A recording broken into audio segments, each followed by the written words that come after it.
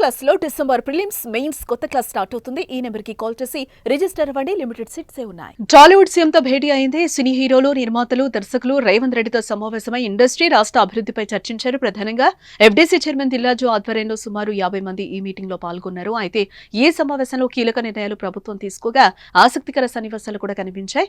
అందులో ఒకటి రేవంత్ రెడ్డికి నాగార్జున మధ్య జరిగిన సీన్.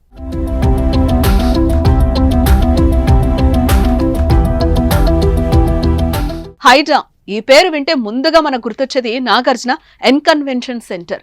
ఎన్కన్వెన్షన్ అక్రమంగా నిర్మించారని హైడ్రా కూల్చివేయడం పెను సంచలనమే సృష్టించింది. ఆ క్రమంలోనే నాగ చైతన్య, సమంత విడాకులపై మంత్రి కొండా సురేఖ వ్యాఖ్యలు రాజకీయ దుమారానికి తెరతీశాయి. ప్రభుత్వానికి నాగార్జునకు మధ్య గ్యాప్ వచ్చింది. ప్రభుత్వంపై కింగ్ నాగార్జున విమర్శలు కూడా చేశారు. కోర్టుకు కూడా వెళ్లారు. ఈ నేపథ్యంలో సీఎంతో సినీ ప్రముఖుల భేటీకి నాగార్జున వస్తారా రారా అనే ఆసక్తి కూడా కలిగింది. అయితే సమావేశానికి ఆయన వచ్చారు. రావడమే కాదు, రేవంత్ రెడ్డిని ఆప్యాయంగా పలకరించి సన్నిహితంగా మెలిగారు కూడా. సీఎం రాగానే శాలువా కప్పి నాగార్జున ఆప్యాయంగా పలకరించారు. అంతేకాదు, టాలీవుడ్ ఇండస్ట్రీపై ప్రభుత్వానికి కీలక సూచనలు కూడా చేశారు. యూనివర్సల్ లెవెల్లో స్టూడియో సెటప్ ఉండాలన్న అభిప్రాయాన్ని వ్యక్తం చేశారు ఆయన.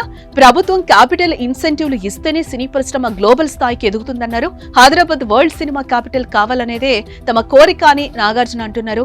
అటు అల్లు అరవింద్ కూడా మీటింగ్ లో మాట్లాడారు. సంధ్యా థియేటర్ లాంటి ఘటనలు పునరావృతం కాకుండా చూస్తామన్నారు. హైదరాబాద్ వరల్డ్ షూటింగ్ డెస్టినేషన్ కావడానికి ప్రభుత్వానికి సహకరిస్తామని చెప్పారు.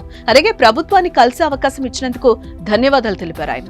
ఈ సమావేశంలో ఏం చర్చిస్తారు అన్న ఆసక్తితో పాటు నాగార్జునతో పాటు అల్లు అర్జున్ పై సంధ్యా థియేటర్ కేసు నేపథ్యంలో అల్లు అరవింద్ ఏం మాట్లాడతారో, సీఎం ఎలా రెస్పాండ్ అవుతారో ఆసక్తి కలిగిన నేపథ్యంలో మీటింగ్ లో కనిపించిన దృశ్యాలు ఇంట్రెస్టింగ్ కలిగించాయి.